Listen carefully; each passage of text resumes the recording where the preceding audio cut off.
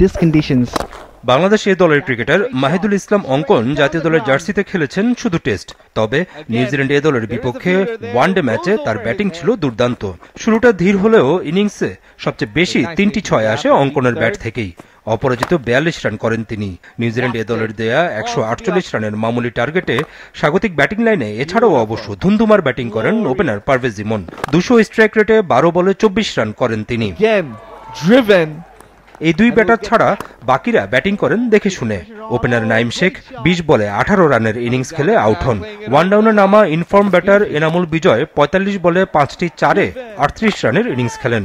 অধিনায়ক নুরুল হাসান সোহানও 5 নম্বরে নেমে অপরাজিত থাকেন 20 রানে।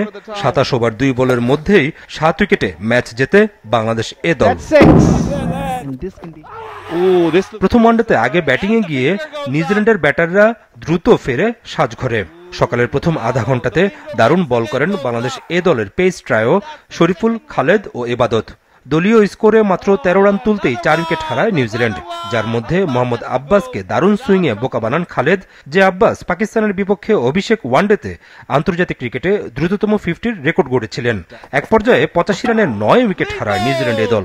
সেখান থেকে দলের স্কোর 150-র কাছাকাছি নিয়ে যান lower order batter dean Foxcroft. Innings সর্বোচ্চ 72 রান করেন তিনি। এছাড়া ওপেনিংয়ে রাইস মারিউ করেন 42 রান, আর কিউই 5 ব্যাটার আউট হন শূন্যতে। 147 রানে থামে নিউজিল্যান্ড এ দলের ইনিংস। বাংলাদেশের 3 পেসারের মধ্যে ম্যাচ সেরা খালেদ 3টি এবং শরীফুল ও এবাদত নেন 2টি করে উইকেট।